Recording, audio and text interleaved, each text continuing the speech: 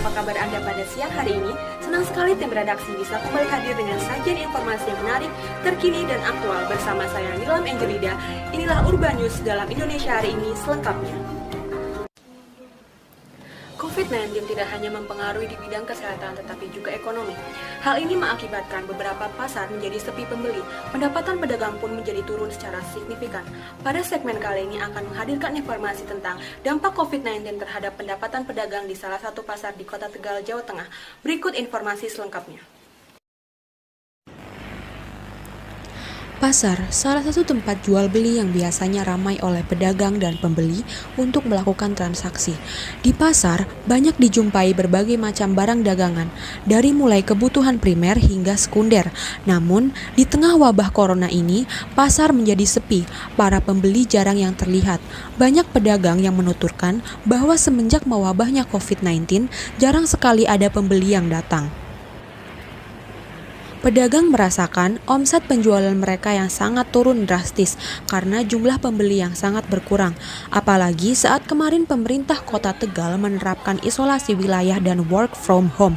Semua akses jalan ditutup sehingga jalan menuju pasar sempat ditutup untuk sementara.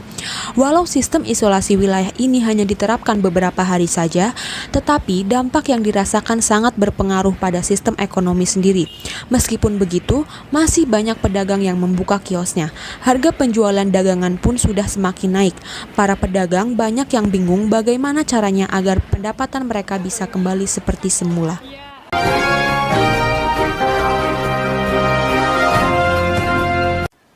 Pendidikan merupakan hal yang sangat penting bagi masyarakat. Pendidikan sendiri dapat kita dapatkan melalui salah satunya sekolah.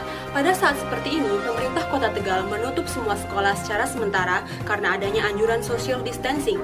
Hal ini tentu menimbulkan beberapa kendala dalam pelaksanaan kegiatan akademik. Berikut informasi selengkapnya.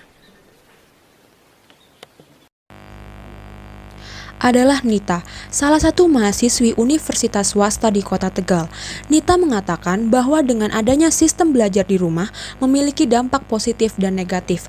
Sejauh ini, ia merasakan beberapa kendala dalam pelaksanaan belajar di rumah. Menurutnya, lebih nyaman ketika ia belajar langsung di kampus dibanding harus belajar di rumah. Selain lebih kondusif, belajar langsung di kampus juga lebih efektif.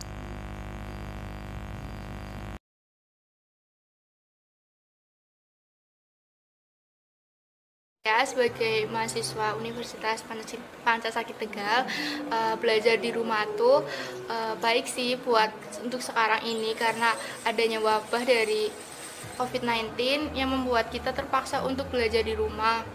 Nah, dengan adanya belajar di rumah juga sebenarnya ada sisi positif dan sisi negatifnya. Kalau sisi positifnya itu dengan kita belajar di rumah, kita diwajibkan untuk mandiri dan fokus tanpa dibimbing oleh dosen. Tapi kalau sisi negatifnya itu sendiri, banyaknya tugas yang diberikan oleh dosen tanpa pemberian materi gitu. Jadi mahasiswa itu terkadang merasa kewalahan seperti itu. Berita tersebut sekaligus mengakhiri informasi yang dapat disampaikan pada siang hari ini. Usai sudah perjumpaan kita pada hari ini, saya Nilam Angelida dan tim redaksi pamit undur diri. Tetap saksikan Urban News di jam yang sama di Vokasi TV. Selamat siang dan selamat beraktivitas.